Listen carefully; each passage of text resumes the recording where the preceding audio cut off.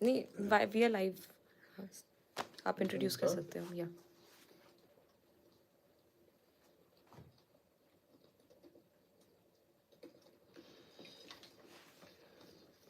नमस्कार। हमारे इस YouTube लाइव में जो हमारा हिंदी न्यूज़ लॉन्ड्री का YouTube चैनल है उस पर आपका स्वागत है। और ये तीसरा एपिसोड है इस लाइव का।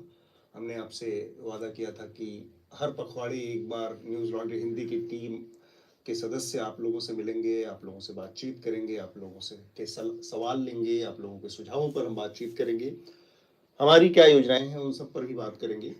और ये सिलसिला आगे ऐसे ही बढ़ता रहेगा। बहुत धीरे धीरे धीरे धीरे एक सॉलिड कम्युनिटी के तौर पर न्यूज़ लॉन्ड्री हिंदी का ये कारवां बढ़ रहा है, जिसमें एक छोटी सी टीम के तौर पर हमने शुरू किया था और धीरे धीरे उसमें लोग भी बढ़ रहे हैं, हमारी रीच भी बढ़ रही है। तो इसलिए हमें एक अलग यूट्यूब चैनल की ज़रूरत महसूस हुई। आज इस यूट्यूब लाइव में हमारे साथ जो दो हमारे साथी हैं, अश्विनी सिंह रिपोर्टर हैं, आप लोगों ने उनकी रिपोर्ट्स पढ़ी होंगी, और इसके अलावा हमारे दूसरे रिपोर्टर अनमोल प्रीतम हैं। तो इन लोगों से भी आप अपने सवाल पूछ सकते हैं। इन लोगों से जुड़ी कोई जिज्ञासा, कोई और बात हो आपके मन में तो वो बातचीत कर सकते हैं। ये जो हफ्ता है खबरों के लिहाज से बड़ा उठापटक वाला हफ्ता है। अडानी समूह के ऊपर हिंडनबर्ग की रिपोर्ट के बाद जो आरोप लगे उसके बाद काफी हंगामा रहा, आरोप प्रत्यारोप लगे, विपक्ष ने भी सरकार के ऊपर लगाए और सरकार के मुखिया नरेंद्र मोदी जी ने, प्रधानमंत्री जी ने भी अपनी बात कही और बहुत सारी आरोप विपक्ष के ऊपर लगाए।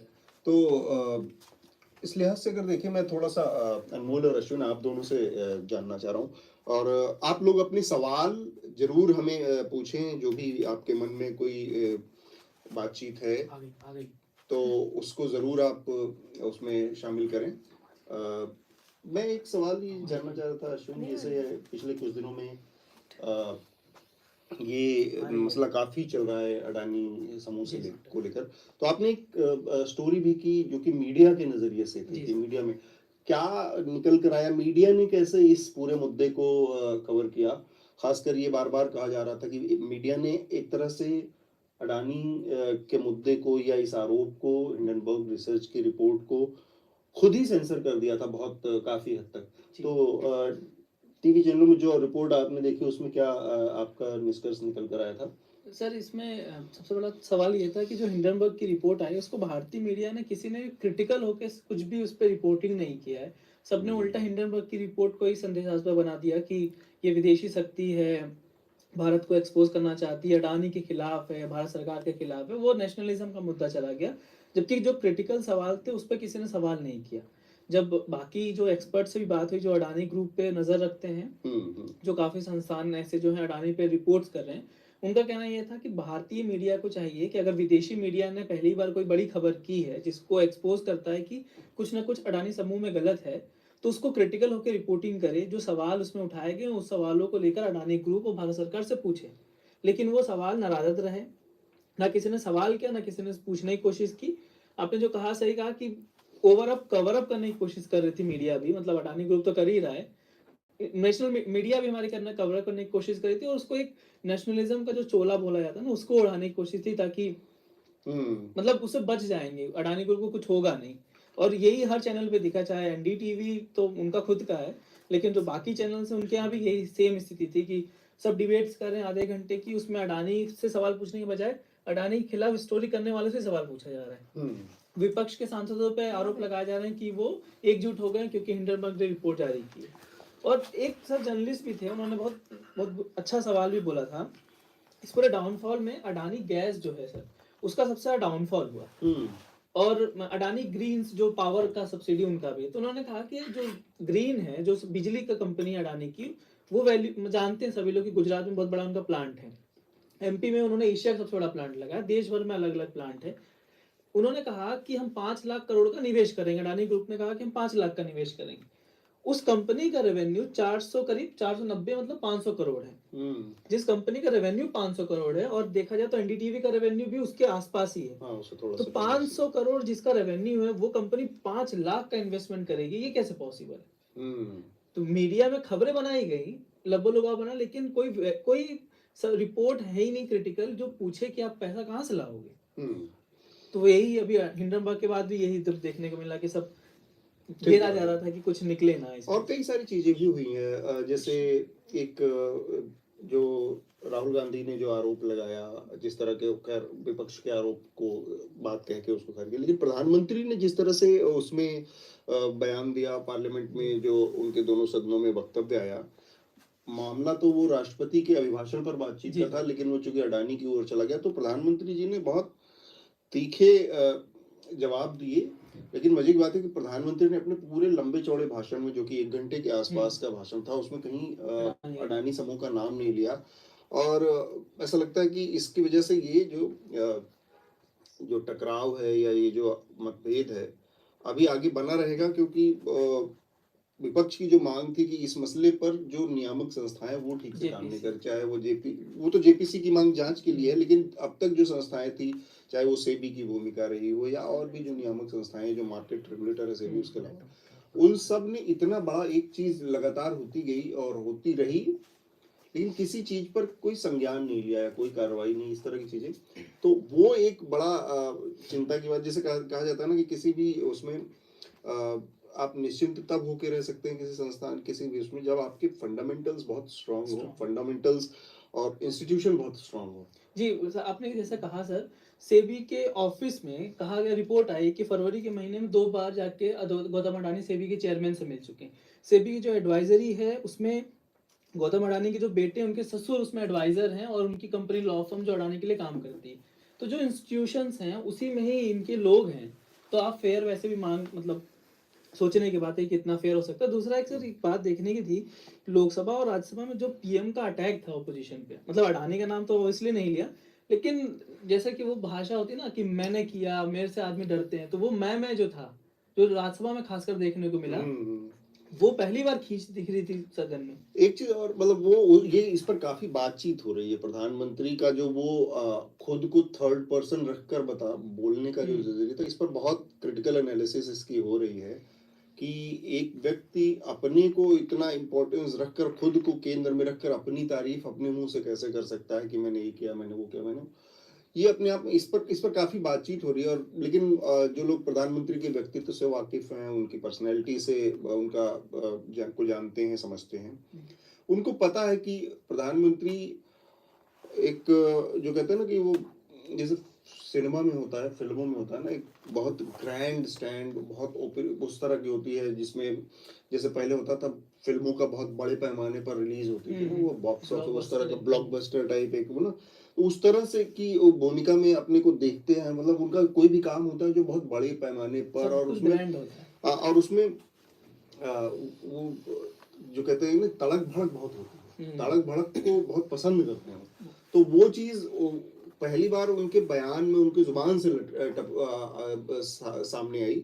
आमतौर पर इस चीज को जो बातचीत के या जो कम्युनिकेशन के एक्सपर्ट है, उनसे आप अगर बातचीत करेंगे तो उनका ये कहना होता है कि थर्ड पर्सन में खुद को रखकर बात नहीं करना चाहिए, ये अच्छी चीज नहीं है, ये किसी भी आदमी को अच्छी लाइट में, अच्छे उसमें नहीं दिखाता।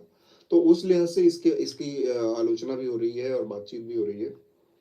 एक चीज जो प्रधानमंत्री जी को बहुत साफ तौर पे कंफर्म करना चाहिए था पार्लियामेंट में, वो ये था कि जो LIC का इन्वेस्टमेंट है अडानी में, इसकी वजह से हो रहा है कि ग्रामीण भारत में बहुत सारे लोग LIC में ही, वो चाहे बेटी की शादी हो या अपना बहुत सारी सेविंग्स वो उसमें लगाते हैं। और अभी की स्थिति ये है कि पिछले 1-2 दिन से लगातार बिहार और उत्तर प्रदेश के गाँव से और रूरल क्षेत्र से इस तरह की खबरें आ रही हैं कि लोग चौक चौराहों पर इस तरह की बातचीत बहुत आम हो गई कि LIC भी सहारा की तरह भाग जाएगा और उनके पैसे डूबने के खतरे, लोगों के अंदर ये डर है। तो सरकार को न्यूज़ में तो जो अडानी और उनके इन्वेस्टर्स के बीच है या जो उनका डाउनफॉल है वो सब ठीक है, पर जहाँ पब्लिक का और वो जो मेहनती समुदाय है, समाज का जो तबका है जो इस तरह की सेविंग्स करता है और उसका भरोसा है, बहुत ज़्यादा उसका भरोसा है LIC पे, उसको कंफर्म करना चाहिए प्रधानमंत्री जी को। इस पे तो जरूर कम से कम स्पष्टीकरण देना चाहिए कि भाई LIC का स्टैंड क्या है, और लोगों की, क्योंकि लोगों के अंदर अब कोई और चारा दिख नहीं रहा है, सहारा से वो पहले ही टूट चुके थे। अब अगर LIC में भी इस तरह के संशय हुआ तो और स्थिति भी गंभीर ये हो सकती बहुत है। महत्वपूर्ण सवाल है। इसके अलावा केवल प्रधानमंत्री को 2-3 चीजों पर जवाब देना चाहिए था कि प्रधानमंत्री जो अडानी समूह की एक्सेप्शनल ग्रोथ है उसमें एक बहुत बड़ा सवाल है, और उसका मेरे ख्याल से राहुल गांधी ने जिक्र भी किया, और वो जिक्र ये था कि जो संपत्तियां अक्वायर की गई, एक्विजिशन का जो उनका एरिया है जी। उसमें बहुत बड़ा हिस्सा स्ट्रेस सेल का है। हम्म। सेल का है, वो नॉर्मल टेक ओवर एक्विजिशन नहीं हो रहा है। हाँ।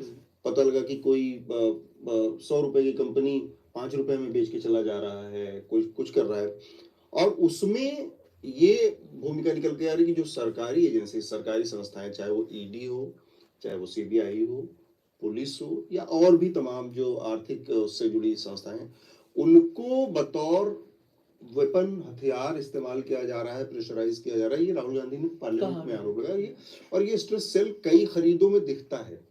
पैटर्न तो है पूरा इसका। एक हाँ कई चीजों में दिखता है स्ट्रेस सेल। जैसे एक हाल फिलहाल की एक बहुत घटना आई, बहुत ज्यादा मेन स्ट्रीम मीडिया ने उसको छुआ नहीं।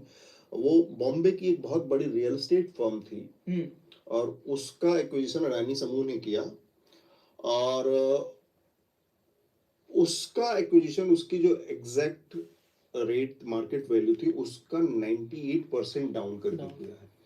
98% गिरावट पे उसका एक्विजिशन हुआ, और उस कंपनी के ऊपर 1 साल पहले मई महीने में 2022 के, 1 साल भी ठीक से नहीं हुआ था उस समय तक, तो उसके ऊपर सीबीआई की रेड पड़ी थी। उनके जो प्रमोटर्स थे, जो मालिक थे, उनको जेल में डाल दिया गया था, फिर बाद में वो बेल पे बाहर आए। ये सब ही हुआ इस बीच में, और फिर वो कंपनी 98% डाउन पे बिकी। तो ये जो स्ट्रेस सेल वाली चीज है, बहुत सारे एक्विजिशंस हो रहे हैं, वो भी सवाल खड़ा करते हैं कि प्रधानमंत्री का एक कॉर्पोरेट के साथ ऐसा कौन सा रिश्ता है। तो ये सारे बहुत सारे सवाल सर हैं। ऐसे ही इसमें एसीसी जो सीमेंट जो हाँ। खरीदा गया उसका भी टाइमिंग यही है, कुछ पहले ईडी जाती, सीबीआई जाती, उसके बाद वो बाद में डील होता है। हालांकि जीवीके ने खंडन कर दिया, लेकिन जीवीके में भी यही सब था कि एयरपोर्ट वाला जो है उसमें भी वही था। हालांकि कंपनी ने बाद में खंडन किया, लेकिन ये लाइंस हैं कि 2 महीने पहले कुछ रेड होती है, फिर 4 महीने बाद चीजें बदल जाती हैं और कंपनी बिक जाती है। तो ये है अनमोल, एक सवाल शुरुआत में आया था कि आपके बारे में, कि जो जंतर मंतर पे आपके साथ वाकया हुआ था, वो जानना चाह रहे हैं कि आप ही थे, आप तो उनसे आप अगर उनको कुछ जवाब देना चाहें, थैंक यू बोलना चाहें, कुछ भी। विजय गणेश जी। हाँ, विजय सवाल गणेश ले जी, लेते हैं लोग। हाँ, विजय गणेश जी बोल रहे हैं कि sir, on your right side the same reporter who stood his ground in the Jantar Mantar Hindu group hate speech, salute to his courage. Thank you Vijay Ganesh ji. और हाँ, तो अभी भी इस तरह की चीजें होती होंगी। और अभी तो, अब जब मैं था तब ये चीजें कवर करना थोड़ा मुश्किल था, पर अभी ये थोड़ा और ज्यादा नॉर्मलाइज हो गया है। इतना ज्यादा ये नॉर्मलाइज हो गया कि ये आपको हर दिन, आप किसी भी दिन आप जाके राजीव चौक मेट्रो से निकलिए, गेट नंबर 6 पे जाइए, ये बहुत कॉमन है। वहाँ पुलिस भी रहती है, दिल्ली पुलिस भी रहती है, और वहाँ 5-6 यूट्यूबर रहते हैं, और इस तरह के कुछ लोग रहते हैं जो लगातार यही काम करते हैं। उनका काम ही यही है, हर दिन इनके खुद के। हाँ, इस पे स्टोरी भी मैंने की थी, जो ईयर इंडी स्टोरी थी जो, उसमें तो यही है कि ये लोग मतलब डेली हर शाम का ये काम है कि कुछ यूट्यूबर्स आते हैं। और उस दिन भी, जिस दिन ये संडे वाला जो हुआ था, और बागेश्वर धाम के समर्थन में, एक्चुअली उस दिन 3 प्रोटेस्ट हो रहे थे, जो मतलब इस तरह के ग्रुप्स थे, राइट विंग ग्रुप्स के 3 प्रोटेस्ट थे। एक तो जो कंटिन्यूअस चल ही रहा आसाराम बापू वाला, वो लोग थे, वो लोग हर दिन मतलब हर संडे करते हैं वो लोग। वो तो 3-4 साल लगातार, हाँ, 3-4 साल से वो लगातार कर रहे हैं। वो कन्विक्ट हो जाने के बाद, मजे की बात है कि अभी दूसरे मामले में भी रेप के अब आसाराम बापू हाल ही में कन्विक्ट हुए हैं। तो वो लोग थे, और दूसरी तरफ सुरेश चौहाड़के के समर्थन के लोग थे, जो बोला गया था कि हिंदू राष्ट्र की शपथ, वो तो, और उसके ठीक सामने बागेश्वर धाम वाला चला। अब वहाँ इंटरेस्टिंग पॉइंट जो हेड स्पीच निकल के आया, ये तो ठीक था। एक और उसका एक जो एंगल छूता रह गया, वो है कि वहाँ जो यूट्यूबर करते हैं, उसको अगर आप ध्यान से देखें कि वहाँ राइट विंग के यूट्यूबर हैं, और इस तरह के कई वीडियो सोशल मीडिया पे आए कि जो मतलब अब यूट्यूबरों में भी एक दायरा है, लोग पहचानने लगे, अच्छा ये बेरोजगारी पे सवाल पूछता है, महंगाई पे पूछता है, तो ये लेफ्टिस्ट है, ये एंटी नेशनल है, अच्छा ये धर्म की सनातन की बात करता है, राष्ट्रवाद की बात करता है, तो ये राइट विंग वाला अपना वाला है। अपना आदमी। हाँ, ये एकदम clear। अगर आपने इनसे जाके पूछ लिया कि भाई साहब बेरोजगारी का क्या आलम है, तो वो आपसे ये शब्द बेरोजगारी, महंगाई, जो भी कोर सवाल है जिनको लेके हम लगातार पत्रकारिता करते रहते हैं, वो ऐसे सवाल अगर आप गलती से भी पूछ लेंगे तो वो लेवल कर देंगे और सारे फिर हुटिंग करने लगेंगे आपको हाँ, सारे हुटिंग करने लगेंगे और फिर वो आप पे जितने लेवल की ये जिहादी हैं, ये ऐसे हैं, ये वैसे हैं। और वो वहां भी चल रहा था कि एक रिपोर्टर जो रिपोर्ट कर रही है उसने गलती से पूछ लिया। अब उसने पूछा क्या कि मंदिरों में जो है, आप लोग मंदिर की और हिंदू राष्ट्र की बताने की बात कर रहे हैं, क्या दलितों को वो अधिकार मिलेगा, दलित प्राथमिकता पे रहेंगे? ये सवाल उसने पूछ लिया क्योंकि नेशनल दस्तक के रिपोर्टर थे। तो अब उस पे वो भड़क गया, कह रहे आप लोग जातिवाद फैलाते हो यहाँ पर आकर। और फिर एक यूट्यूबर जो राइट विंग का यूट्यूबर किसी था, सवाल को नहीं लेना, उसने उस बीच रिपोर्ट में एंट्री मारी और वो खुद वहां से रिपोर्ट करने लगा, ये देखिए एंटी नेशनल लोग आए हैं, हमारे हिंदुत्व की चीजों को गलत सवाल पूछते हैं, हमें बदनाम करते हैं। और वो पूरा एकदम क्योस मच गया और पुलिस थी, फिर बाद में पुलिस ने सबको हटाया। तो इस तरह की अभी तो उससे ज्यादा खराब सिचुएशन हो गई है। और भी लोगों को देख लेते। शकील खान के रहलो, मैं रियाद से न्यूज़ देख रहा हूँ, थैंक यू शकील। इसके अलावा एडी ऑफिशियल, रवीश जी को वीक में एक बार जरूर लाएं लाइव में प्लीज। एडी मतलब ये थोड़ा संभव नहीं है क्योंकि रवीश जी का अपना एक वो है, मुकाम है, और उनका अपना आजकल उन्होंने अपना यूट्यूब चैनल भी शुरू कर दिया और वहाँ पर उसके लिए वो काम करते हैं, तो आप उस रवीश कुमार को वहाँ तो सुन ही सकते हैं। बतौर एक संस्थान न्यूज़ लॉन्ड्री ये हमारे लिए संभव नहीं है कि हम बार बार रवीश कुमार को यहाँ पर बुला पाएँ। हमने कोशिश जरूर की थी जब उस दौर में, जब वो एनडीटीवी से अलग हुए थे, तब कि क्या कुछ ऐसा बन सकता है कि हम उनके साथ कुछ प्लान करें, पर फिलहाल अभी वो ऐसा कुछ होता दिख नहीं पा रहा है हमें। आगे का देखेंगे हम लोग। सही, ये सवाल बड़ा इंटरेस्टिंग है। ये कह रहे हैं, सुधीर बोल रहे थे कि सरकारी जॉब के लिए स्किल की जरूरत नहीं होती, इसलिए लोग सरकारी जॉब पे मरते हैं। ये किसका सवाल है? एडी ऑफिशियल की। अच्छा, ये नीचे सर। अच्छा नीचे है, हाँ। अच्छा, सुधीर तिहाड़ी वो बोल रहे थे कि सरकारी जॉब के लिए स्किल नहीं मांगा जाता है, इसीलिए सब सरकारी जॉब के लिए। मैं बस सुधीर जी को इतना कहूंगा कि एक बार वो किसी भी सिविल सर्विसेज, मैं आईएएस आईपीएस मतलब क्लास 1 की बात नहीं कर रहा हूँ, मैं स्टाफ सिलेक्शन बोर्ड की बात कर रहा हूँ, उसके एक बार एग्जाम क्वालिफाई करके दिखाएं, जाके बैठ के दिखाएं, तब उनको समझ में आएगा कि सरकारी नौकरियों में किस तरह की स्किल की जरूरत होती है और किस तरह का वो मांगा जाता है उसमें। सरकारी जॉब का मतलब ये है कि किसी भी जॉब में अगर आप एंट्री लेवल पे कहीं जा रहे हैं, प्राइवेट हो सरकारी हो, उस पछड़े में मत पड़िए। वहां पर आपको एंट्री लेवल पे आपकी एंट्री होती है, इसके बाद हर कंपनी का, चाहे वो सरकारी हो चाहे गैर सरकारी हो, उसका एक ट्रेनिंग प्रोसेस होता है कि किस काम के लिए उसने आपको लिया है। आप पहले एजुकेशन और इंस्टीट्यूशन के हिसाब से क्वालिफाई होते हैं, ग्रेजुएशन होते हैं, पोस्ट ग्रेजुएशन होते हैं। पोस्ट ग्रेजुएशन में भी किसी सब्जेक्ट के एक्सपर्ट होते हैं, जिसमें कोर सब्जेक्ट होता है आपका, इंजीनियर होते हैं, डॉक्टर होते हैं, कुछ भी। इसके बाद आपकी ट्रेनिंग होती है। आपको पता होगा डॉक्टर बनने से पहले उसी सरकारी उसमें जॉब में रहते हुए लोग इंटर्नशिप करते हैं, वो ट्रेनिंग होती है 1 साल 6 महीने। डॉक्टर बनने से पहले उनकी फील्ड में वो उसको ट्रेनिंग कहते हैं। इसी तरह से किसी भी सरकारी जॉब में ट्रेनिंग का एक हिस्सा होता है, वही ट्रेनिंग और भी किसी भी जॉब में के सरकारी उसमें प्रक्रिया से गुजरते हैं। मसला ये है कि सरकारी नौकरियों में दिक्कत होती है कि आपकी जो उपयोगिता है या जो आपकी मानसिकता है या वहां पर जो कार्य संस्कृति है, उस कार्य संस्कृति में एक तरह का ढीलापन होता है, और ये हर जगह ये भी लागू नहीं होता।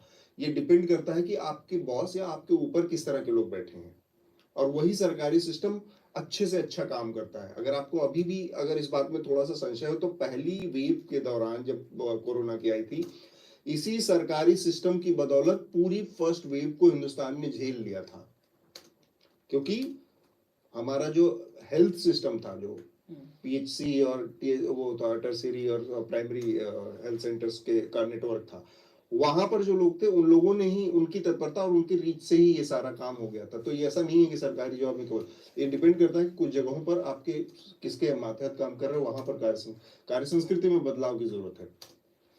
लेकिन सर ये एक लार्जर स्केल पे अगर इसको हम देखें तो जिस तरह से पहले जेएनयू और जामिया जैसे सरकारी यूनिवर्सिटी और सरकारी कॉलेज को लेकर एक माहौल बनाया गया कि ये सब बेकार होता है और टैक्स के पैसे पे चल रहा है, यहाँ पे पढ़ाई अच्छी नहीं होती, मतलब पढ़ने वाले अच्छे नहीं होते। तो एंटी एजुकेशन का जो माहौल बनाया गया, ये वो लोग हैं जिन्होंने शायद कभी यूनिवर्सिटीज का मुंह नहीं देखा होगा।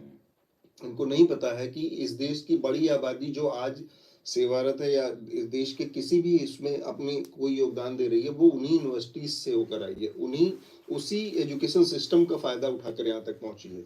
और ये खुद जिस आईआईएमसी से पढ़ के आए हैं, उस आईआईएमसी, सुधीर चौधरी ने ये सवाल के बारे में सवाल है ना, जो इतनी बड़ी बड़ी बातें कर रहे हैं, वो खुद उस आईआईएमसी से हैं जो पब्लिक फंड पे चलते, पब्लिक मनी पे रन करती है वो आईआईएमसी, और देश का प्रीमियर इंस्टीट्यूट है।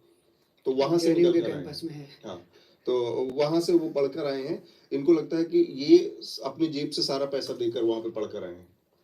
नहीं सर, ये अब ये कोशिश कर रहे हैं क्योंकि सरकारी बच्चों का बहुत ज्यादा प्रोटेस्ट चल रहा है। अभी देहरादून में प्रोटेस्ट चला किस तरह का, इसके पहले इलाहाबाद में हमने देखा था, बिहार में देखा हमने किस तरह का अग्निवीर के टाइम आक्रोश रहा छात्रों में। तो मुझे ये लग रहा है कि एक लार्जर ये जो मीडिया है ये इस तरह से कोशिश कर रही है कि जो सरकारी अब तैयारी कर रहे हैं बच्चे, इन बच्चों को भी कैसे डिमीन किया जाए, इनको अदरवाइज कैसे किया जाए। क्योंकि जो सवाल जब सवाल बड़ा बनता है तो ये इधर से शुरू हो जाता है कि इनको अदरवाइज कैसे किया जाए और इनको लेवल कैसे किया जाए। तो मुझे लगता है कि इस तरह की भी कोशिश हो सकती है इसके जरिए, जैसे जेएनयू और जामिया नहीं, अब सरकारी यूनिवर्सिटीज को, मतलब सरकार का पूरा जोर उस प्राइवेटाइजेशन पे है। उसमें एजुकेशन भी बहुत बड़ा हिस्सा है, हेल्थ भी बहुत बड़ा हिस्सा है। और तो एजुकेशन में आप देख रहे हैं, आप अपने अगल बगल देखते देखते आपको इतनी सारी बड़ी बड़ी प्राइवेट यूनिवर्सिटीज दिख जाएंगी, खड़ी हो गई हैं सब। तो और सेंट्रल यूनिवर्सिटी उस लिहाज से देखा जाए तो पिछले 10-20 सालों में आपको रेयर मिलेगी कि कोई ह्यूमैनिटीज पर आधारित नई सेंट्रल यूनिवर्सिटीज बनी हो। आपको टेक्निकल इंस्टीट्यूशंस का मिल जाएगा कि कुछ नए आईआईएम बन जाएंगे या आईआईटी नई घोषणा होगी, ट्रिपल आईटी की एम्स बन रहा है, एम्स, ये तो टेक्निकल, उसमें फिर भी सरकार को अभी मालूम है कि वहां पर जिस लेवल का इन्वेस्टमेंट होना है वो सरकार ही कर सकती है उस टेक्निकल उसमें स्पेस में। लेकिन ह्यूमैनिटीज में उस तरह का इन्वेस्टमेंट नहीं देखने को मिलेगा कि उनका ये कहना है कि इस तरह के बच्चे अपना प्राइवेट में जाके पढ़े, वहां पर अपनी एजुकेशन ले। आप देख, तो ये एक सरकार का वो एक रवैया अप्रोच है उसमें। हाँ, इसी में से सर एक सवाल और उभर के आता है, जब प्रधानमंत्री बहुत इंटरेक्शन करते हैं, चाहे उनके मतलब ग्राउंड लेवल का कार्यकर्ता हो या किसी योजना के लाभार्थी हो, परीक्षा पे चर्चा करते हैं, बच्चों से करते हैं। पर ये जो ह्यूमैनिटी के छात्र हैं, जो इस तरह के छात्र हैं जो यूनिवर्सिटीज में पढ़ रहे हैं, जो रिसर्च कर रहे हैं, कभी इस तरह का इन लोगों के साथ प्रधानमंत्री जी का इंटरेक्शन नहीं होता कि इनसे चर्चा किया जाए या चीजें की जाए। इस तरह की चीजें बहुत कम, मतलब मुझे तो याद नहीं आ रहा है उन लोग कब लास्ट टाइम किया होगा। कुछ और ऊपर कुछ सवाल रह गए थे। हाँ सर। क्या अश्विनी जी को कैसे पता चला कि ये विजय गणेश का ही सवाल है, अश्विनी जी को कैसे पता चला था कि न्यूज चैनल ने जेएनयू के विवाद में उनकी फोटो दिखा दी, आपने फिर वो फोटो का सोर्स कैसे ढूंढा? सो ये वीडियो फोटो किसी दोस्त, मैं थोड़ा सा बाकी लोगों की जानकारी के लिए बता दूं कि जिस दिन जेएनयू में फिलहाल हाल ही कुछ दिन पहले की बात है, एक विवाद हुआ रात में और उसको अनमोल और अश्विन दोनों ही संयोग से कवर कर रहे थे। ये मुद्दा क्या था, उस दिन बीबीसी की डॉक्यूमेंट्री वहां पर दिखाने की बात थी और उसका छात्रों के एक ग्रुप ने विरोध किया, जिसमें एबीवीपी के छात्रों की बात आई कि वहां पर पथराव और ये सारी चीजें हुई। वहां पर एबीवीपी ने एक पोस्टर जारी किया किसी के हवाले से। उस पोस्टर में उन्होंने उन लोगों के फोटो दिखाए जो कि या तो पथराव कर रहे थे या किसी तरह से हिंसा में शामिल थे। उसमें भी अश्विनी की फोटो भी लगाई क्योंकि अश्विनी वहां पर मौजूद थे, लेकिन अश्विनी वहां बतौर रिपोर्टर मौजूद थे और उस घटना को कवर कर रहे थे। पर उसको सोर्स बनाकर तमाम चैनलों ने ये चलाया कि ये पथराव करने में या हिंसा करने में शामिल थे। जी, तो वो जो कौन से चैनल थे सर? इसमें इंडिया टीवी है, इंडिया टुडे, टाइम्स नाउ, ये 3 चैनल हैं। और ये फोटो किसी ने मुझे भेजा था, पर मुझे पता नहीं था किसका सोर्स है। तो उन्होंने बताया कि एबीवीपी के लोगों ने इसे मीडिया में सर्कुलेट किया है और वो क्लेम कर रहे हैं कि ये जो बच्चे पोस्टर में दिख रहे हैं ये बाहर से आए हैं, जामिया के हैं, डीयू के बच्चे हैं जो हिंसा में शामिल हुए हैं। तो जब मैंने एबीवीपी बीजेपी जो प्रेसिडेंट है जेएनयू के, उनसे बात की तो उन्होंने कहा कि ये पोस्टर हमारा नहीं है, हमें भी ये पोस्टर कहीं और से मिला। तो मैंने पूछा कहाँ से मिला, तो उन्होंने कहा जन्म टीवी ने हमें दिया, फिर हमने मीडिया को दिया। तो मैंने कहा जब जन्म टीवी ने दिया तो आप कैसे क्लेम कर सकते कि ये लोग बाहर से आए हुए शामिल और आप बता रहे हैं कि ये लोग हिंसा में शामिल हुए? तो उन्होंने कहा हमें नहीं, बेसिकली जो जन्म टीवी के जो रिपोर्टर है उन पे कुछ लोगों ने अटैक किया और उन्होंने वो पोस्टर बनाया। फिर जब मैं जन्म टीवी के रिपोर्टर के पास पहुंचा तो उन्होंने कहा कि हाँ ये पोस्टर हमने बनाया था, हमने इसलिए बनाया क्योंकि ये बच्चे जिन्होंने हमारे रिपोर्टर और कैमरामैन पर अटैक किया था उस रात को। फिर उन्होंने कंफर्म किया कि पोस्टर उनका है, तो फिर उन्होंने उसके लिए माफीनामा जारी किया और बाकी टीवी चैनल्स ने तो अभी तक माफी नहीं दिया, लेकिन उनके ट्वीट्स को सिर्फ उन्होंने डिलीट किया अभी तक। ठीक है। अनोनिमस सिंह है, कह रहे कि सर अडानी सागा का 2024 इलेक्शन पे क्या फर्क पड़ेगा? अभी थोड़ा सा जरूर जल्दबाजी होगी कि हम जनरल इलेक्शन के ऊपर इसके असर के बारे में बात करें, क्योंकि 400 दिन से ज्यादा अभी बाकी है, 400 दिन के आसपास बाकी है अभी जनरल इलेक्शन में, एक साल से ज्यादा। तो उस पर अभी कुछ कहना मुश्किल है। डिपेंड करता है कि विपक्ष इसको कितना बड़ा मुद्दा बना पाता है, और उससे भी ज्यादा डिपेंड होता है करता है कि जो सत्ता पक्ष है कैसे इसको, क्योंकि हमने देखा है पिछले कई मामलों में बहुत बड़े बड़े मुद्दे आए और उसको बहुत सफलता से उस मुद्दे से निपटने में कामयाब रही है ये सरकार। तो इस मामले में थोड़ा जल्दबाजी सर ये थोड़ा वहीला मामला हो गया कि 19 में राफेल और अंबानी का मामला था, 24 में अडानी का मामला आ गया। मतलब दोनों उद्योगपति हैं और उस पर भी चुनाव हो रहा है, मतलब मुद्दे गायब हो जाते हैं। पर देखने वाली बात होगी विपक्ष इसको मुद्दा बनाता भी है कि नहीं, क्योंकि बीच में और भी बहुत सारी चीजें हुई हैं, इस बीच में पेगासस और ये सब भी हुआ है। तो प्रियांशु यादव का सवाल है कि why doesn't start book recommendation episodes weekly और मंथली? तो ये एक तरह से बुक रिकमेंडेशन तो नहीं, लेकिन हाँ रिकमेंडेशन एज अ होल, मतलब अगर देखें तो हमारा जो चर्चा पॉडकास्ट है उसमें रहता है, उसमें बुक्स के भी रिकमेंडेशन होते हैं अलग अलग लोगों के, और अलग से केवल बुक रिकमेंडेशन के लिए मेरे ख्याल से फिर हमें बुक से रिलेटेड कोई एक नया शो या कोई कुछ वो प्लान करना पड़ेगा, जिसमें कोई इंटरव्यू हो सकता है, कोई किसी किताब की समीक्षा हो सकती है कि पर्टिकुलर एक किताब को हम रिव्यू करें और फिर उसके जरिए कुछ रिकमेंडेशन करें। पर उस दिशा वो वैसा कुछ अभी नहीं है हमारे यहाँ उपलब्ध है, पर सोचा जा सकता है ये एक आइडिया के तौर पर ये। फिर पवन का कहना है कि अभिनंदन को हिंदी नहीं आती, क्या अभिनंदन को बहुत अच्छी हिंदी आती है। उनका कहना ये है कि उनको भी लाइफ में लाया जाए, तो डिमांड है किसी दिन बुलाते हैं क्या, वो सैटरडे और संडे को उनका ऑफ होता है, ये पता ही होगा आपको, सीईओ है कंपनी के हमारे, तो बहुत टेंशन है, ऐसे वैसे कभी जुगाड़ करना पड़ता है, तो सैटरडे संडे को दिन मुश्किल है, पर हाँ किसी और भी दिन हम ये कर सकते हैं, एक आध दिन आगे पीछे अभिनंदन को भी ला सकते हैं। अभिनंदन ने तो बहुत सारे किए भी हैं हिंदी में, आप लोगों ने तो देखा ही होगा। और क्या है सवाल लोगों के? मधुसूदन द्विवेदी का सवाल है, ऊपर से ही लेते हैं, एक बीच से नहीं लेते हैं, नहीं तो फिर बीच में रह जाएंगे लोग सवाल, है ना। इंद्रपाल का तो वही सवाल था जो पहले हो चुका है। वो तो हो चुका है। मुफीद कंटेंट का सवाल मुफीद कंटेंट, खुद को केंद्र में रखकर बातें करेंगे क्योंकि सुप्रीम में क्या भारत ओलिगार्की बन के रह जाएगा? और ये तो कमेंट्री है, इनका कोई सवाल नहीं है। Big fan of Chaurasia ji and Anmol after spoke against the hate mongers in mall. Anil ji का सवाल सही है सर रवीश का इंटरव्यू नॉर्मल सब्सक्राइबर्स के लिए कब रिलीज होगा? हाँ, कई लोगों ने पूछा कई लोग पूछ होगा, ये होगा बीच में। बेसिकली इसको पूरा इंटरव्यू एक हफ्ते के लिए फ्री हो जाएगा, सबके लिए अवेलेबल होगा, बाद में फिर ये पेवॉल पे जाएगा, तो वो हम अनाउंसमेंट कर देंगे कि ये कब फ्री हो रहा है, पूरे वीक के लिए अवेलेबल होगा, उसमें सारे लोग देख सकते हैं। हाँ, प्रियांशु यादव का न्यूज लॉन्ड्री का जोशीमठ की सच्चाई दिखाने के लिए शुक्रिया। It is getting worse even and TV media totally ignoring and blaming people. बहुत बहुत धन्यवाद प्रियांशु। ये जो हमारा जोशीमठ की जो हमारी कवरेज थी, ये हमारा एनएल सेना प्रोजेक्ट के तहत हमने इसको कवर किया था। तो एनएल सेना प्रोजेक्ट के बारे में भी, एनएल सेना के बारे में भी मैं थोड़ा सा आप लोगों से बात करना चाह रहा हूँ।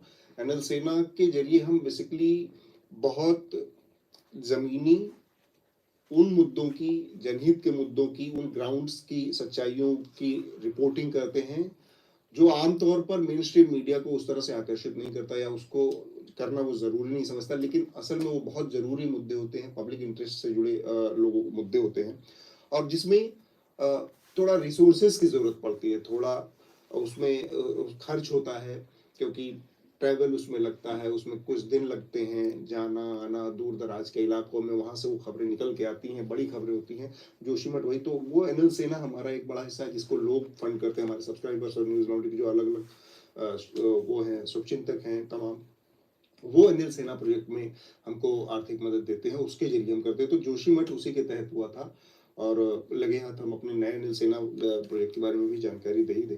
हमारा नया अनिल सेना प्रोजेक्ट भी इस समय अप हो चुका है। आप में से जो भी लोग हमको मदद करना चाहते हैं वो कर सकते हैं। हमारी वेबसाइट पर जाएंगे तो वहाँ पर आपको अनिल सेना का वो लिंक मिलेगा।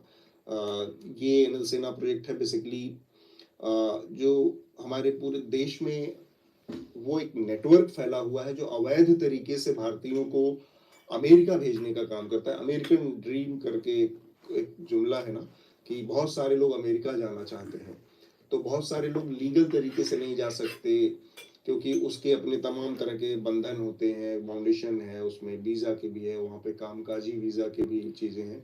तो अवैध तरीके से अमेरिका में भेजने के का बड़ा एक बिजनेस है, एक नेटवर्क है, एक धंधा चलता है।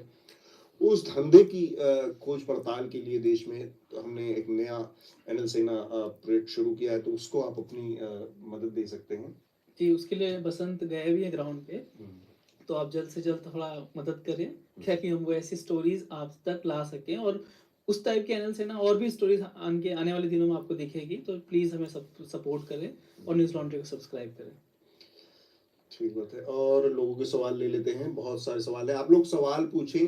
और मैं आप लोगों से ये कहना चाहूँगा क्योंकि भारत का जो इस समय जो हमारे मीडिया की स्थिति है उस पर एक छोटी सी बातचीत जरूरी है करना कि भारत में जो मीडिया का पूरा रेवेन्यू का मॉडल है उसमें बड़ी एक दिक्कत है इस समय। वो दिक्कत है उसका जो रेवेन्यू या आय है उसके दो बड़े सोर्स हैं, वो सरकार है और दूसरा कॉरपोरेट है।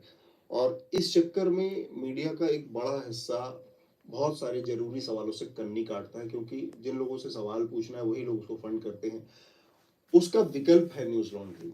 न्यूज लॉन्ड्री अपने सब्सक्राइबर्स के जरिए विज्ञापन से नहीं चलता, किसी भी तरह का विज्ञापन नहीं लेते, ना तो किसी कॉर्पोरेट का हम विज्ञापन लेते हैं ना किसी सरकार का। तो वो एक बहुत ज़रूरी चीज़ है, इसको आप समझें। जब हम आपसे सब्सक्रिप्शन की बात करते हैं तो हम सिर्फ ये नहीं कहते कि आप हमारे यूट्यूब चैनल को सब्सक्राइब करें। हम आपसे उम्मीद करते हैं कि आप थोड़ा सा पैसा खर्च करेंगे, हमारी वेबसाइट पर जाएं, वहाँ पर आपको अलग अलग सब्सक्रिप्शन के पैकेजेस मिलेंगे, उनको सब्सक्राइब करके आप हमारी मदद कर सकते हैं। क्योंकि न्यूज़ लॉन्ड्री पूरी तरह से हमारे सब्सक्राइबर हैं जो उनके जरिए चलता है, वो लोग जिनके लिए पत्रकारिता की जानी चाहिए, यानी इस देश के नागरिकों के लिए। तो ये एक कोशिश है, एक बदलाव की, सर इसमें एक चीज बस ये जोड़ना चाह रहा था कि देखिए अभी हिंडनबर्ग की रिपोर्ट आई, वो अडानी समूह के ऊपर था। अडानी समूह वही है जिसके पास लाखों करोड़ों की संपत्ति है और वो चैनलों को एडवर्टीजमेंट देता है। उसकी 50 कंपनियां जो एडवर्टीजमेंट देती हैं चैनलों को, और वो चैनल्स हिंडनबर्ग की रिपोर्ट पर 100 पन्नों की रिपोर्ट पर सवाल उठाने के बजाय अडानी ग्रुप की ही सपोर्ट में शोज कर रहे हैं। क्यों? क्योंकि जो अडानी समूह है जो उनको करोड़ों रुपया देता है वो रुक सकता है। और ये हर चैनल पे आपको एक ही पैटर्न मिलेगा। वो पैटर्न का सिर्फ एक ही कारण है, क्योंकि एक तो सरकारी दबाव भी है और दूसरा कॉर्पोरेट दबाव भी है। तो जब दोनों तरफ से हमारा आज़ाद मीडिया रहेगा जैसा न्यूज लॉन्ड्री है, तभी निष्पक्ष खबरें हो पाएंगी, चाहे सरकार के खिलाफ हो चाहे कॉर्पोरेट के खिलाफ हो। जैसे विज्ञापन का जो जिक्र आया अडानी समूह का, जिस दिन ये हिंडनबर्ग समूह की रिपोर्ट आई थी, रिसर्च की रिपोर्ट आई, उसके ठीक अगले दिन अगर आपने ध्यान दिया हो आप लोगों को, तो सारे अखबारों में अडानी समूह ने फुल पेज ऐड दिए थे। अब इसका मकसद क्या है या मैसेज क्या है या संदेश क्या है कि हम सारे अखबारों को पैसा दे रहे हैं, आप उस तरह की खबरों से दूर रहें। ये एक छुपा हुआ संदेश है, ये कोई बात कहेगा नहीं, ये बात कभी लिखा पढ़ी में नहीं होगी, लेकिन इस तरह से खबरों को प्रभावित करने के ये हथकंडे हैं कि आप विज्ञापन अगले दिन दे रहे हैं। ऐसे अडानी समूह का विज्ञापन नहीं दिखता, जनरली नहीं दिखेगा, लेकिन उस दिन पर्टिकुलर, उसके बाद लगातार अगले कुछ दिनों तक लगातार फुल पेज सारे अखबारों में विज्ञापन आते रहे। तो ये सब। सर एक सवाल ले लेते हैं ललित भारद्वाज का। उनका सवाल है कि क्या विदेशी संस्थाओं पर लगातार मोदी सरकार पर अटैक एक बड़े पैटर्न का हिस्सा है, और क्या इसका कोई संबंध भारत के यूक्रेन को लेकर जो नीति है उससे कोई संबंध है या नहीं? इस नजरिए से भी बताएं क्या सोचते हैं। ललित, आप जो कह रहे हैं ये जैसे बहुत सारी थियरीज घूमती रहती हैं, इसको कॉन्स्पिरेसी थियरीज भी कह सकते हैं, कहते ही हैं इसको, क्योंकि क्या इसके पीछे अमेरिका का हाथ है, किसी चीज के पीछे क्या। हम बतौर पत्रकार अनमोल, अश्विनी इस स्थिति में नहीं है कि हम ये बता पाए या ये साबित कर पाए कि क्या चीज किस मकसद से की गई है, उसका क्या उद्देश्य था, क्या लक्ष्य था, कि कौन सी विदेशी ताकत इसके पीछे है या यूक्रेन युद्ध से। ये साबित करने का तरीका, हमारे पास फैक्ट होते हैं, वो फैक्ट क्या कह रहे हैं और उन फैक्ट को लेकर जो हमारी रेगुलेटरी संस्थाएं हैं, जो हमारे नियामक संस्थाएं हैं, एजेंसियां हैं, उनका रवैया क्या है, उससे हम तय करते हैं कि भाई चल क्या रहा है। ये मसला हो या कोई भी और मसला हो, आप जब लेते हैं, हम ये पाते हैं कि जो बिजनेस प्रैक्टिसेस पर सवाल उठाए गए हैं वो बहुत लाजमी सवाल है, बहुत रिजनेबल सवाल हैं कि ऐसा क्यों है कि एक ऐसी कंपनी जिसकी 85% एसेट पिछले 3 साल में बढ़ी है, मतलब $20 बिलियन से आप कोई कंपनी $120 बिलियन की बन जा रही है 3 साल के अंदर बढ़ के, तो बहुत लाजिमी है कुछ सवाल पूछना कि इसके पीछे ऐसा कौन सा वो पारस पत्थर है जिसको छुआने से हर चीज सोना, मिट्टी भी सोना बच जा रही है। तो ये एक जरूरी है जिस पर सवाल उठाया गया है। अब हम उस कॉन्स्पिरेसी थ्योरी में एक तरीका है कि चले जाएं, जो कि बहुत सारे मीडिया संस्थान कर रहे हैं, बहुत सारे और लोग कर रहे हैं कि इसके पीछे अमेरिका है, इसके पीछे यूक्रेन युद्ध है, इसके पीछे फलाना है धमकाना। दूसरा ये है कि एक सॉलिड, वाइब्रेंट, बहुत ही बहुमुखी, जो कहते हैं ना, एक मजबूत लोकतंत्र होने के नाते इसकी संस्थाएं बहुत मजबूत हैं, इसके इंस्टीट्यूशंस बहुत मजबूत हैं। तो हम उसको उसके तथ्यों पर परखें कि जो बात कही जा रही है उसमें कितनी सच्चाई, क्योंकि अल्टीमेटली अडानी समूह भारत की कंपनी है ना, भारत में रजिस्टर्ड है उसकी सारी कंपनियां। हमारी नियामक संस्थाओं की नजर से क्या कुछ चीजें रह गई हैं, अगर रह गई हैं तो उसकी जांच होनी चाहिए, हो जाए, तब ये बात ज्यादा कहना आसान ठीक रहेगा कि असल में इसमें कुछ भी गड़बड़ नहीं है। अब अगर कोई कंपनी, एक होता है करंट रेशियो, यानी आपके पास एसेट नहीं है, उससे ज्यादा आपकी लायबिलिटी है, और ये इनकी 9 में से 7 कंपनियों के साथ है, तब ये बड़ा वाजिब सवाल होता है ना कि एक कंपनी पूरे पूरे पूरे उधार पे चल रही है, किसी दिन कंपनी अगर डिफॉल्ट कर जाती है तो सरकार उस जितना पैसा लगा है, पब्लिक मनी जितना उसमें इन्वेस्ट हुआ है, बैंकों से हमारा आपका, उसके पास उतना एसेट नहीं, उसका पूरा का पूरा एसेट भी जब्त कर लेगी सरकार, तब भी आपका पैसा नहीं चुका पाएगी या वसूल पाएगी, क्योंकि उसके पास एसेट ही नहीं है। तो करंट रेशियो ऐसा गड़बड़ाया हुआ है कंपनियों का उनके। सर अभी एक रिपोर्ट भी आई है 2-3 दिन पहले, जापान की एक वेबसाइट भी है, उसने पब्लिश किया है।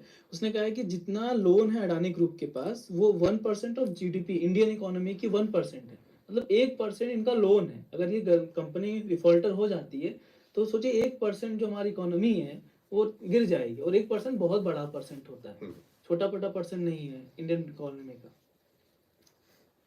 अगले सवाल ले लेते हैं। हाँ सर,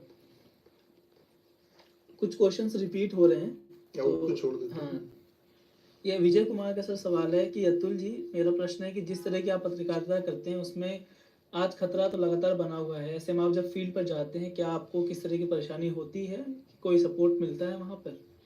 तो इसका जवाब देने के लिए अनमोल और अश्विनी, ये लोग फील्ड पे जाते हैं, मैं बहुत आराम से स्टूडियो में बैठा रहता हूँ, बहुत कम फील्ड में आता हूँ। इलेक्शन में हम लोग जाते हैं, इलेक्शन कवरेज के दौरान ये बता पाएंगे असली खतरों का जो मसला है डे टू डे। अनमोल ने झेला भी है, अभी ये गौरक्षकों से मिल के आ रहे हैं, और आप लोग इंतजार करिएगा, बहुत मजा आने वाला उस स्टोरी को देख के। वो वीडियो अगले कल तक आ जाएगा, तो मेरे ख्याल से उसको आप सब लोगों को देखना चाहिए। बहुत ही जबरदस्त चीज है और बहुत सारी शिक्षाएं मिलेंगी। वो पूरा ट्यूटोरियल है, गौरक्षकों से मिलकर आए हैं। तो खतरे के बारे में भी अनमोल बताइए, आपकी उनसे मिलने में आपको डर कोई लगता है? डर तो नहीं लगता होगा? डर नहीं लगता है, बात ये होती है कि मतलब बदतमीजी ना करें लोग, सबसे खतरा ये रहता है। गाली गलौज कर देंगे। अब ऑफ कैमरा हो, आप अकेले हो तो वो लोग ज्यादा हैं, तो इस तरह के चांसेस रहते हैं बहुत ज्यादा, क्योंकि माहौल ही ऐसा हो गया कि अभी मैं कह रहा हूँ ना, बहुत नॉर्मलाइज हो गया अभी हेड स्पीच देना, और ऐसा पुलिस भी सुन रही है, उसको कोई फर्क नहीं पड़ रहा। तो बहुत सारे और भी रिपोर्टर होते होंगे, उन लोगों की क्या प्रतिक्रिया रहती है इस तरह के माहौल में? बहुत सारे तो ऐसे हैं कि तो वो जा ही नहीं रहे राइट विंग की खबर मतलब जा ही नहीं रहे कवरेज पे, वो जाना ही नहीं चाह रहे, अच्छा। इतना मतलब सतर्क हो गए कि नहीं नहीं मतलब बहुत रिस्क है और ये है। तो होता ही है कि खबरें तो ये लोग इनसे जाते हैं, हम लोग जब बातचीत करते हैं तो ये बातचीत तो करते हैं पर एक फिल्टराइजेशन होता है, आपको एक चश्मे से देखने लगते हैं, आप कितना भी फैक्ट पे बात कर लो, कोई भी कितना भी बढ़िया सवाल पूछ लो, ये फिर ला के उस बात को वहीं पटक देंगे कि तुम इंटरनेशनल हो। हम्म।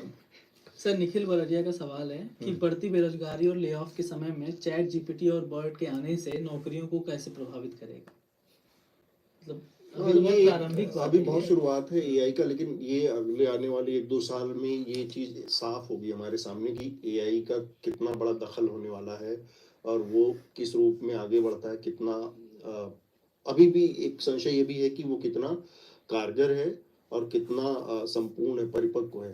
तो वो 1-2 सवाल है, लेकिन कुछ लोगों का कहना है कि भाई वो अभी उसकी एक सीमा है भाषा को लेकर, क्योंकि अभी जो चीजें हैं एआई और चैट जीपीटी जो भी है, तो उनका वो अंग्रेजी भाषा में काफी दक्ष माना जाता चैट है। जीपीटी में ये भी है सर अभी तक कि वो 21 तक की जो इन्फॉर्मेशन अवेलेबल है उसी का जवाब दे पाती है, 21 के बाद का नहीं।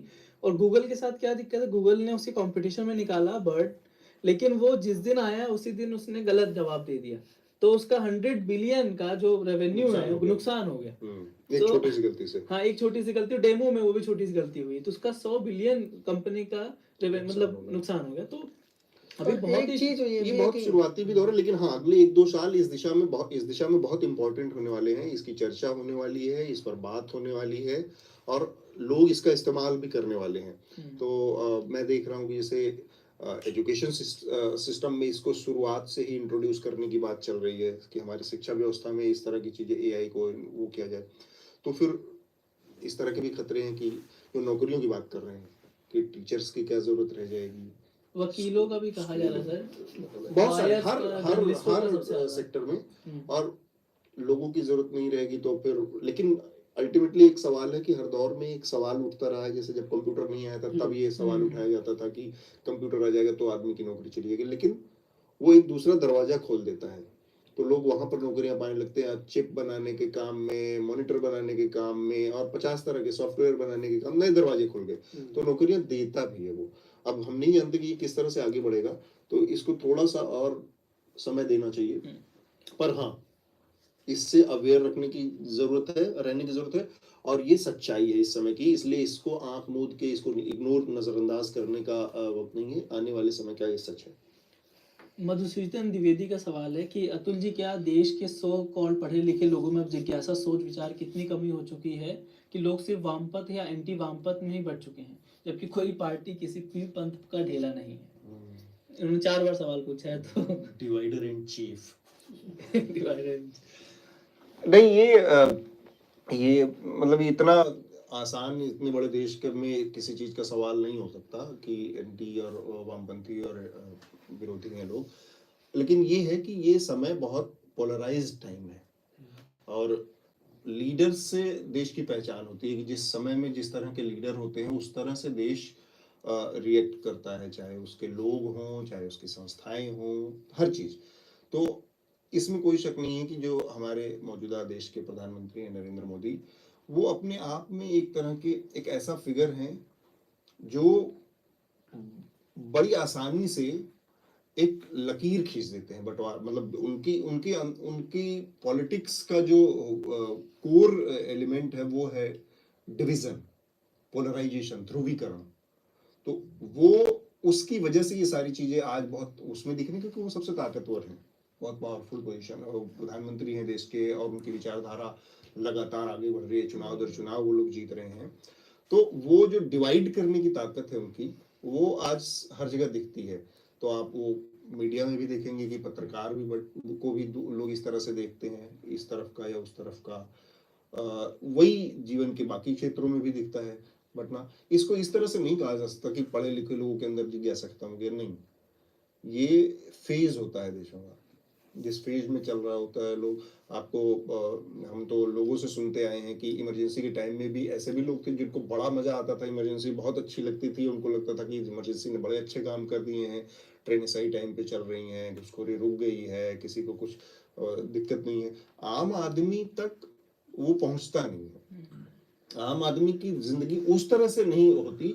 आम आदमी की जिंदगी एक लार्जर उसमें प्रभावित होती है, जिसमें आपके कॉन्स्टिट्यूशनल राइट्स श्रिंक हो जाते हैं, खत्म हो जाते हैं, कम हो जाते हैं। वो एहसास बहुत दिनों बाद होता है, और उतना समझने की या डे टू डे बेसिस पे लोगों के का उससे साबका भी नहीं पड़ता, पाला भी नहीं पड़ता। तो इसलिए लोग उस तरह से उसको जज नहीं करते कि इमरजेंसी क्यों होनी चाहिए। लेकिन ये सिविल सोसाइटी का काम है, इंस्टीट्यूशन का काम है बताना, दिखाना, लोगों को जागरूक रखना कि कितनी बुरी चीज है वो, कितना लड़कर ये देश आजाद हुआ, और कितने लड़कर कितनी बड़ी तपस्या से उसके बाद वो संविधान बना जिसमें इतनी बड़ी बड़ी चीजें नागरिकों को दी गई, नागरिक को। तो वो जो एहसास होता है बहुत देर से होता है लोगों को। तो ये अभी जो स्थिति है उसको इस तरह से देखना। मैं चाहूंगा अनमोल और अश्विन आप लोग भी अपनी बात रखें। अनमोल, आपको क्या लगता है वामपंथ और एंटी वामपंथ आप क्या पहले हैं? तो ये बताइए कि आप क्या हैं। आपका स्टैंड। हम तो बस रिपोर्टर हैं, जो देखते हैं उसको रिपोर्ट करते हैं फैक्ट पे। और थोड़ा सा इसको अश्विनी के बारे में ये है कि अश्विनी थोड़ा घनघोर वामपंथी है। मैं मजाक कर रहा हूँ। पर इससे ज्यादा अलग, अगर हम जब ग्राउंड पे जाते हैं, जब मुझे तो लगता है कि दो ही चीजें हैं इस देश में, एक जो विक्टिम है और एक जो वो है जो सता रहा है। हाँ, बस हाँ, दो ही। यही हो रहा है। अब उसको फिर डाइल्यूट करने के लिए चाहे जितने लेबल लगा दिए जाएं। चलिए अगला सवाल। हमारे यहाँ तो बहुत सारी नौकरियां हैं अभी। आप वेबसाइट पे जाइए हमारे न्यूज लॉन्ड्री के, वहाँ पे करियर का एक ऑप्शन है, एक करियर का सेक्शन, उस पर क्लिक करिए। वहां से एक आपको नया विंडो खुलेगा जिसमें सारी लिस्टेड हैं जहाँ जहाँ हमें पोजीशंस पे लोगों को भरना है।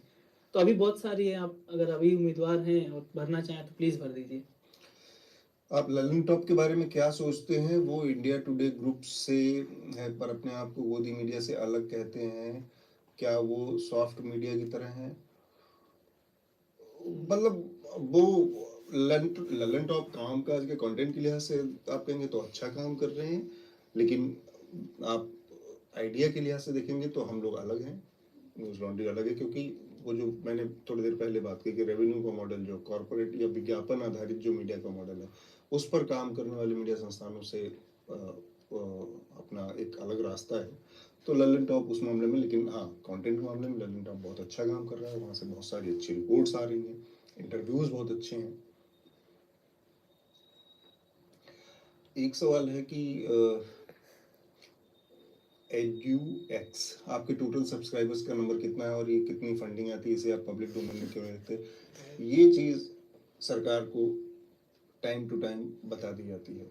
यहाँ पर हमको इसकी आज्ञा नहीं है, तो उसका जिक्र यहाँ पर हम नहीं कर पाएंगे। पर हाँ, बाकी एकदम ट्रांसपेरेंट है सरकार की नज़र में। हाँ सर, आपसे 3 क्वेश्चन हैं। कुछ हफ्तों पहले जब इंडिया के बड़े रेसलर्स प्रोटेस्ट पर थे, अथॉरिटी फिगर कर आरोप लगाया। क्वेश्चन फिर अभी क्या हुआ, क्यों प्रेसिडेंट ने अभी तक रिजाइन नहीं किया? ये अनमोल और अश्विन आप लोगों से सवाल है, क्या अपडेट है इसमें? अभी तक तो प्रेसिडेंट ने रिजाइन नहीं किया। ब्रजभूषण सिंह अभी भी प्रेसिडेंट बने हुए हैं। जांच के लिए कमेटी बनी थी, वो कमेटी के सामने रेसलर्स नहीं गए। कमेटी पे उन्होंने आरोप लगाई, कमेटी हमसे पूछ के नहीं बनाई गई। कमेटी की बैठक हुई थी लेकिन वहाँ कोई पहुंचा नहीं। मतलब सवाल इसमें भी है कि क्या दबाव बनाया गया था या खुद नहीं रेसलर्स आए।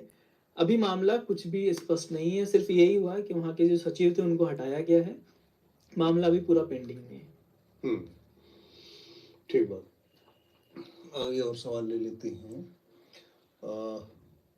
Volume level is to low. हाँ, सही हो गया सर, ये रेक्टिफाइड है। यूट्यूब ऐड क्यों नहीं लगाते? वही बनता है, विज्ञापन हम लेते ही नहीं है। और हम आपको यूट्यूब पे हम विज्ञापन लगाने लगेंगे तो हमारा जो आइडिया है, जो न्यूज लॉन्ड्री का आइडिया है, उसके खिलाफ जाता है। हफ्ते में एक डिबेट रख लो, सबसे बढ़ेगा। Good idea. फिर उसके बाद गाली भी उसी तेजी से आएगी हैं। फिर हमारे यहाँ भी किसी को आप लोग कहेंगे कि ये गुल्लू है, ये डीएनडी है, यही सब कहेंगे आप लोग। सर प्रियांशु का सवाल है कि in Turkey earthquake Modi is highlighted and praised by Modi as if he is only helping people over there and tried to set a narrative that beside Turkey support Pak in Kashmir matter or PM is so kind.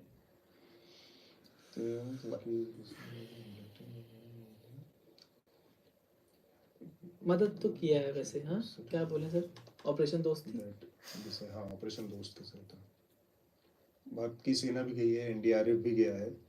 और हमारे देश की policy हमेशा से ऐसी रही है, help करते रहे हैं। बिल्कुल, तो इस तरह के डिजास्टर के डिजास्टर प्राकृतिक जो आपदाएं हैं उसमें इंडियन आर्मी जरूर जाती है। एक इस पे मतलब इसी हेल्प पे और मीडिया कैसे भूमिका बनाती है उस पे ना एक पढ़ रहा था मैं, मतलब आर्टिकल, पुराना आर्टिकल था, जब नेपाल में डिजास्टर आया था 2015 की बात है, तब भारत मीडिया ने हमारे देश को और मोदी जी को एकदम बना दिया था कि नेपाल की मदद सिर्फ भारत ने ही की है। तो वो द डिप्लोमेट पे वो आर्टिकल है, पढ़िए कि कैसे वहाँ के लोगों की नज़र में इंडियन मीडिया कितना गलत साबित हुआ था। इंडियन मीडिया ने तो ग्लोरीफाई किया लेकिन वहाँ के लोगों तक मदद नहीं पहुंची थी। तो द डिप्लोमेट पे 2015 के एक आर्टिकल है कि किस तरीके से मदद के समय में ऐसी जब आपदा आती है वहाँ पे भारतीय मीडिया हमारे देश के नेताओं, मतलब नेताओं की या सरकार को ग्लोरीफाई कितना करती है। तो ये बेसिक सा हम लोग को मतलब शुरू से ये बताया जाता है कि नेकी कर दरिया में डाल, इस तरह का बात होता है कि अगर हेल्प हो रही है उसको पब्लिक फोरम में बताया जाना चाहिए। पर मुझे लगता है कि आपदा के टाइम पे हमारे यहाँ भी तो रहा है, वो मामला बदल चुका है, वैक्सीन के बाद से धन्यवाद देना पड़ेगा मोदी जी को। बताने का मामला नहीं बचा। आपदा के वक्त ठीक है आप खबर चला दे रहे हैं, पर आपदा के वक्त कोशिश। मोहम्मद गजाली का एक सवाल है, छोटे शहरों और कस्बों के पत्रकार जो स्टोरीज करते हैं और उनको इतनी लाइमलाइट या क्रेडिट नहीं मिल पाता, इस पर क्या विचार रखें? ये बहुत बड़ा सवाल है, बहुत महत्वपूर्ण सवाल है मोहम्मद गजाली आपका।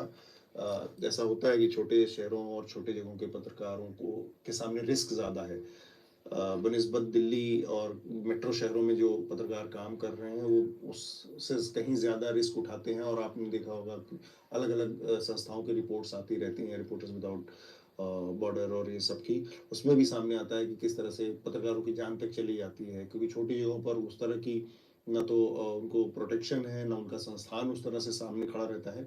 तो एक ये बड़ी जेन्युइन समस्या है। उसमें एक और दिक्कत जो दूसरी वो आई है, पिछले 10-20 सालों में स्थिति आई है, और वो है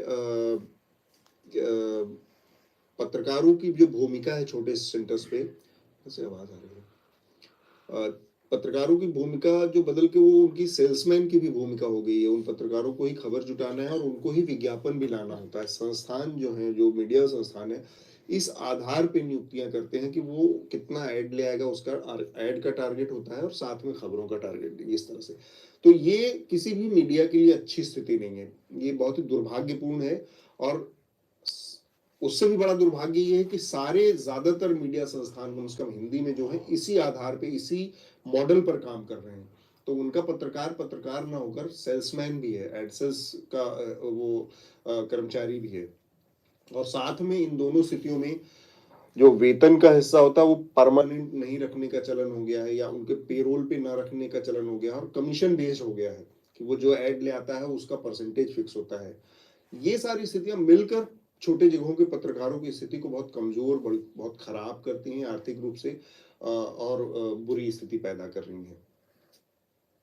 स्ट्रिंगर्स को पैसा भी बहुत कम मिलता है सर, और पर स्टोरी जैसा आपने कहा, विज्ञापन लाओ, जितना विज्ञापन उतना ज्यादा पैसा। और जो कुछ अगर कोई रिपोर्टिंग करना चाह रहा है, जैसे यूपी वाला नमक रोटी वाला मामला था, तो फिर तो उसकी तो दुर्गति कर देते हैं उसका लोकल हाँ, पॉलिटिशियंस। मतलब उनके साथ ये भी है कि लोकल पॉलिटिशियन और प्लस लोकल एडमिनिस्ट्रेशन। अब अगर सरकार इस चीज पे आमादा हो जाए कि उसके किसी हिस्से की किसी गड़बड़ी को किसी पत्रकार ने दिखा दिया, और आप उसको कहें कि ये सरकार के खिलाफ दुष्प्रचार है, ये पूरी पत्रकारिता के कॉन्सेप्ट को ही उलट के सिर के बल खड़ा कर देता है। फिर कोई पत्रकारिता नहीं है, फिर कोई पत्रकारिता बचती ही नहीं है। जिस मामले का जिक्र ये कर रहे हैं कि मिर्जापुर के पास चंदौली जिले के में नमक रोटी खिलाई जा रही थी मिड डे मील के नाम पर बच्चों को, और वो खबर जिस रिपोर्टर ने की उसके खिलाफ एफआईआर दर्ज कर दी गई, और उस तरह के कई रिपोर्टर्स के खिलाफ कई अलग अलग मामलों में एफआईआर दर्ज हुई है उत्तर प्रदेश और अलग अलग सूबों में, जिसमें ये कहा जाता है बार बार कि ये सरकार को बदनाम करने की कोशिश है। तो आज तक क्या होता आया है पत्रकारिता में? सरकार की किसी नीति के खिलाफ, सरकार के किसी हिस्से के भ्रष्टाचार के खिलाफ, यही तो पत्रकारिता करते आए हैं लोग, और उसके खिलाफ कार्रवाइयां होती हैं, उसके खिलाफ कोर्ट की कार्रवाई होती है, सरकार की कार्रवाई होती है, सस्पेंशन होते हैं, पुलिस लाइन हाजिर हो जाती है, कुछ भी होता है, जो भी होता है। और इसके अलावा क्या पत्रकारिता है? तो अगर आप इसको इस तरह से, जिस दिन ये परिभाषा तय कर दी गई कि ये खबर बदनाम करने के लिए साजिशन की जा रही है, फिर कोई पत्रकारिता नहीं है। तो ये एक दूसरी ही बहुत चिंताजनक और एक कठिन स्थिति का इशारा है। थोड़ा सा समय अब खत्म होने वाला है, तो एक दो जो महत्वपूर्ण सवाल है वो ले लेते हैं बस, उसके बाद फिर हम, और मैं चाहूंगा कि अश्विनी और अनमोल आप लोग इसका इन सवालों को जवाब दें। इसमें तो बहुत मधुसूदन का सवाल हो चुका, लेकिन एक सवाल है आदित्य का। वो बोल रहे हैं कि अतुल सर अपने बारे में कुछ बताइए। नहीं, कोई सवाल नहीं है। प्रियांशु बोल रहे हैं कि विजय गणेश का फिर से है कि मेरी रिक्वेस्ट है चैनल हिंदी को सारांश का एवरी वीक अगर हो सकता। तुम्हारा है सारांश एवरी वीक ही देखिए, एवरी वीक ही है, एवरी वीक है सारांश। बीच बीच में एक आध बार जैसे ये लोग बाहर चले जाते हैं तो मिस हो जाता है, तो रह जाता है, नहीं तो वो वीकली शो ही है, उसको और भी रोबस्ट करने की कोशिश करेंगे हम लोग। सर, कॉन्फ्लिक्ट ऑफ इंटरेस्ट जैसा कोई लॉ है किसी भी जांच कमेटी में अपने ही बंदों को एडजस्ट करके लाते हैं और फिर ऐसा कोई लॉ नहीं है। ये बहुत ही मोरल क्वेश्चन होता है, बहुत नैतिक सवाल है कि सपोज कोई एक हाइपोथेटिकल सिचुएशन ले लीजिए कि सुप्रीम कोर्ट का कोई जज है और उनका बेटा अडानी की कंपनी में नौकरी करता है, तो उनको उस केस की सुनवाई नहीं करनी चाहिए जो कि अडानी से रिलेटेड है। ये कॉन्फ्लिक्ट ऑफ इंटरेस्ट पैदा करता है, तो ये नैतिकता का सवाल होता है और बहुत वाजिब है उस पर। अगर वो सुनवाई करता है तो वो गलत करते हैं। ये चीज नेता राजनीति में भी लागू होती है, नेताओं पर भी लागू होती है, जीवन के किसी भी क्षेत्र में लागू होती है। बस अभी यही आखिरी सवाल है। ठीक है, तो सर बार बार किताबों को लेकर पूछा जा रहा है कुछ। हाँ, किताबों पर हम लोग कर रहे हैं, जैसे किताबों का हम छोटे छोटे रिव्यू नहीं, उसका हमारा आइडिया ये है कि किताबों के ऊपर उसके लेखक के साथ इंटरव्यू के फॉर्मेट में हम वीडियो में बातचीत कर रहे हैं, और काफ़ी सारी हुई भी हैं। ये बाकी रिपोर्टर्स भी कर रहे हैं, हम भी कर रहे हैं। अभी बहुत जल्दी आने वाली है एक किताब का वीडियो इंटरव्यू, जो कि दिनेश ठाकुर फाउंडेशन के मुखिया हैं, उन्होंने किताब लिखी द ट्रुथ पिल, जो भारत के जो हेल्थ सेक्टर है, जो हमारा जो स्वास्थ्यगत पूरा ढांचा है, उसके अंदर की बहुत सारी खामियों पर, उसके कमियों पर, उसमें मौजूदा समस्याओं की बात करती है, उनको दूर करने के तरीकों पर बात करती है। तो वो एक उस किताब के जरिए दिनेश ठाकुर से, किताब के लेखक से बात है। इसी तरह से दो तीन और भी लाइनअप में, तो किताबें आती रहेंगी और उनके लेखकों से बातचीत होती रहेगी। समय अब खत्म होने की ओर है। आज का YouTube लाइव हम यहाँ पर रोकेंगे। बस एक अपील आपसे बार बार कि हमारा ये जो नया YouTube चैनल है न्यूज़ लॉन्ड्री हिंदी, इसको आप लोग सब्सक्राइब करें, शेयर करें, लाइक करें, लोगों से साझा करें, अपने जान पहचान के दोस्तों, मित्रों, परिवार वालों को बताएं, ताकि ज़्यादा से ज़्यादा ये लोगों तक पहुंच पाए। बहुत आसान तरीका है, जितने ज़्यादा लोग इस तक पहुंचेंगे उतना इसके बारे में जानकारी बढ़ेगी और हमारे वीडियोस लोगों तक पहुंचेंगे। आप लोगों के बहुत सारे अच्छे कमेंट आते हैं, बहुत सारे सुझाव आते हैं कि ये ज़्यादा लोगों तक पहुंचना चाहिए। ज़्यादा लोगों तक पहुंचने का एक ही तरीका है कि लोग उसको शेयर करते रहें, उसको लाइक करते रहें। तो गूगल का अपना सिस्टम ऐसा है, जो उसका अपना दिमाग है, वो पकड़ता है, वो इस तरह से पकड़ता है कि इसको लाइक कर रहे हैं लोग, तो यानी इस वीडियो को ज्यादा पसंद करने, तो और ज्यादा लोगों तक भेजता है उसको। वही उसका दिमाग इसी तरह से काम करता है। तो लाइक शेयर करते रहें, बात बढ़ाते रहें, इस कार्यों को आगे बढ़ाने में मदद करें। अश्विनी और अनमोल, शनिवार वीकेंड पर जुड़ने के लिए आपका भी बहुत बहुत शुक्रिया, और हमारे तमाम जो दर्शक आज हमारे साथ जुड़े हैं, जिन्होंने बहुत सारे सवाल पूछे हैं, उन सबका बहुत बहुत शुक्रिया।